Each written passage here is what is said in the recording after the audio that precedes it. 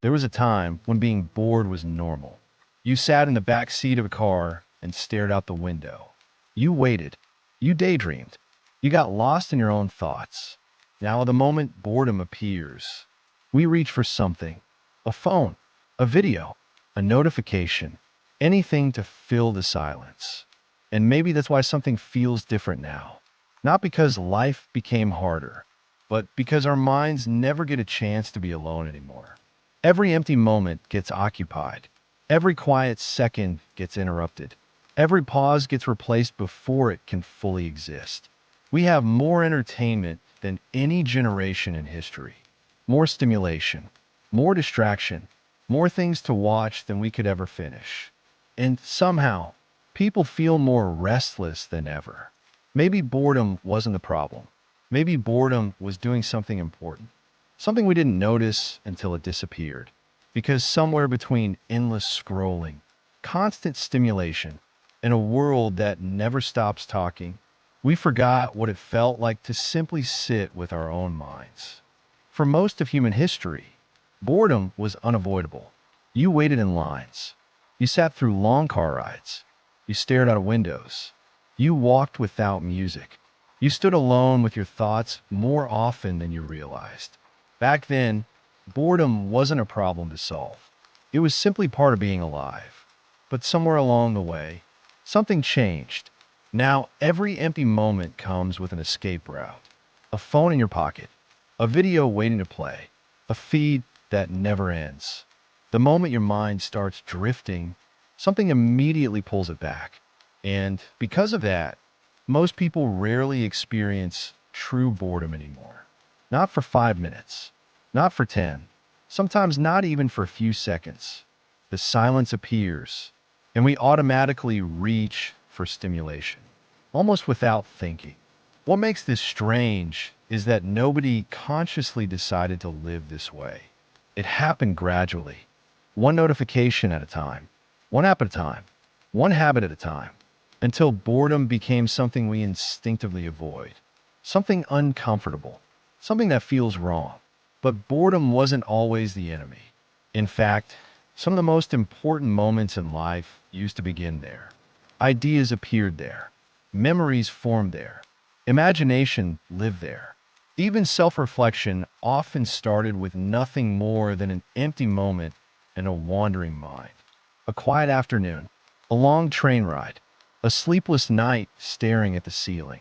Those moments looked meaningless from the outside, but inside the mind, something was happening. The brain was processing, connecting thoughts, exploring memories, creating stories, building a sense of self. Now, those moments rarely survive long enough to do their work.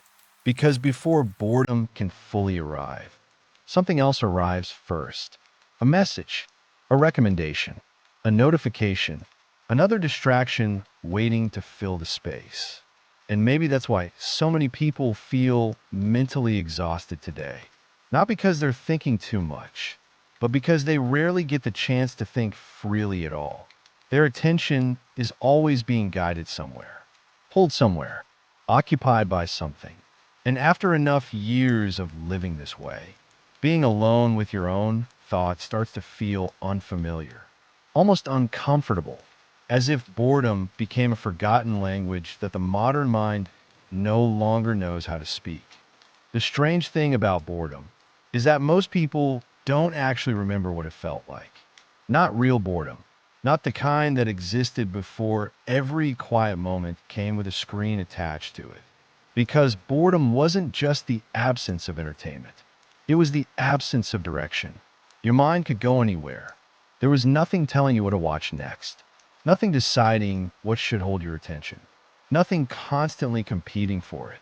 You simply sat there, and eventually, your thoughts started moving on their own. Sometimes toward memories, sometimes toward worries, sometimes toward ideas that seemed to appear from nowhere. That's why so many creative thoughts arrive in the shower, on long walks, late at night, looking out a train window. Those are some of the few moments left where the mind is allowed to wander freely. But modern technology changed that relationship completely. Now attention has become one of the most valuable things in the world. Every app wants it. Every platform wants it. Every notification wants it.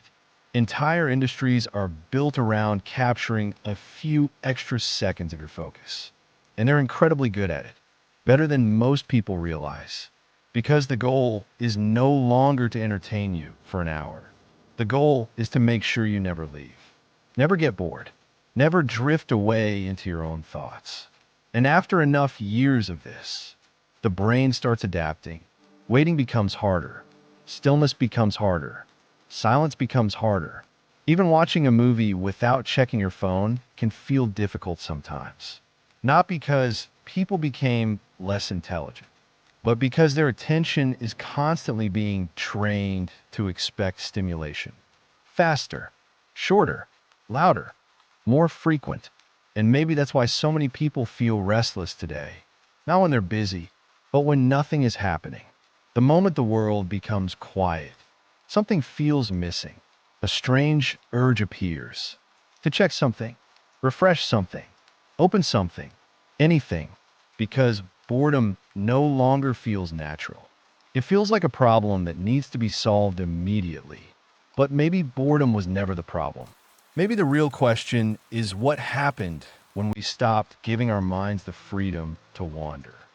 Maybe the biggest thing we lost when boredom disappeared was our relationship with ourselves. Because boredom forced people inward. There was nowhere else to go. No endless stream of content waiting for attention. No algorithm deciding what came next. Just you and your own mind. That might sound uncomfortable now, but for most of human history, it was completely normal. People spent more time alone with their thoughts, more time remembering, more time imagining, more time reflecting on things they didn't fully understand yet. Those quiet moments weren't empty. They were active in a different way. The mind was still working, still exploring, still making sense of the world. But today, the moment of thought becomes uncomfortable. There's an escape available, a video, a message, a feed that refreshes forever. And because those escapes are always within reach, many thoughts never get the chance to fully develop. Questions get interrupted, ideas get interrupted, emotions get interrupted, even loneliness gets interrupted. Before we can understand what we're feeling, something arrives to distract us from it. And maybe that's why so many people struggle to understand themselves now. Not because they lack information, but because they rarely spend enough uninterrupted time with their own minds. The modern world gives answers constantly, but self understanding usually begins with questions. Questions that appear during silence, questions that appear during boredom, questions that appear when nothing is demanding your attention. That's why some people suddenly feel overwhelmed when they're left alone without stimulation. Not because something is wrong, but because they're finally hearing thoughts that have been buried under noise for years. Thoughts that never had room to surface. Memories that never had room to settle. Feelings that never had room to be understood. Maybe boredom was never wasted time. Maybe it was one of the last places where the mind could meet itself. A quiet space between distractions. A pause between moments. A small opening where imagination, reflection, and identity could grow without interruption. And when that space disappeared, something deeper disappeared with it. Not entertainment, not productivity, but a part of the human experience that had existed for far longer than the internet itself. And maybe that's why the modern world feels so loud. Not because there is more sound, but because there are fewer pauses, fewer moments where nothing is happening, fewer moments where the mind is allowed to simply exist. Everything is designed to keep moving now. The next video, the next notification, the next recommendation, the next thing demanding a piece of your attention. And after enough years of this, many people start feeling something they can't quite explain, a strange mental restlessness, a constant feeling that they should be doing something, watching something, checking something, consuming something, even during moments meant for rest, even during vacations. Even late at night when the world is finally quiet, because stillness starts feeling unfamiliar, almost unnatural, as if doing nothing became harder than doing something. But maybe that's exactly why so many people feel exhausted now. Not because they're working every second, but because their attention is working every second, always scanning, always reacting, always waiting for the next piece of stimulation. The human mind was never meant to live inside a constant stream of input. It needs gaps. It needs silence. It needs moments where nothing happens. Because that's where reflection lives. That's where imagination lives. That's where thoughts become ideas instead of passing distractions. And maybe boredom was never something we needed to escape from. Maybe it was something we needed to protect. A small space where the mind could breathe. A space where creativity appeared without being forced. Where memories settled. Where emotions made sense. Where a person could sit quietly and feel connected to their own thoughts. The internet gave us endless ways to escape boredom.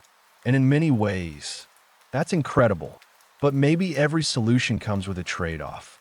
Because somewhere between endless scrolling, constant stimulation, and a world that never stops competing for attention, we lost something surprisingly valuable: the ability to be bored, the ability to wander, the ability to sit alone with our thoughts without immediately reaching for an escape.